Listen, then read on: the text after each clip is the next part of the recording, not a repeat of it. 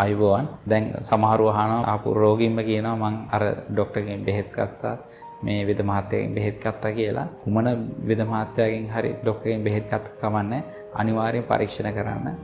fasting blood sugar ඒව මත කරන්න. එක වෙද මහත්තයාගේ යොදන බෙහෙත් වෙනස් වෙනවා. ඒ වගේම ඒගොල්ලන්ගේ යොදන විදිත් වෙනස් වෙනවා.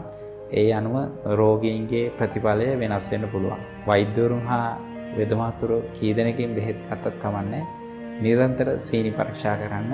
බෙහෙත් එක වැඩ කරනවාද කියලා, බෙහෙත් එක හරියට ක්‍රියාත්මක වෙනවද, ඇඟේ සීනි මට්ටම අඩු වෙනවද, සීනි මට්ටම විතරන්නේ ඕනම ප්‍රතිකාරයක් කරදී තමන්ගේ රෝගී තත්ත්වය අඩු වෙනවද කියලා රෝගී ඔබට තියෙන වගකීමක් ඒක පරීක්ෂා කර බලා ගන්න.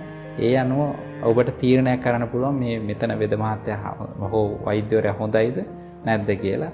දැන් මම හුඟක් වෙලාවට දකින කමෙන්ට් වල වැඩක් නැහැ මම මෙච්චර කාලයක් ආයුර්වේදයෙන් බෙහෙත් ගත්තා මේ ආයුර්වේද මේ වෙද මහත්තයන් බෙහෙත් ගත්තා කියලා කියන. නමුත් කිසි වැඩක් වුන්නේ නැහැ කියලා කියනවා.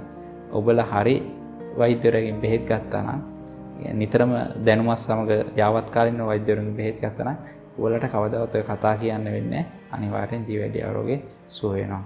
එහෙනම් තෙරුවන් සරණයි.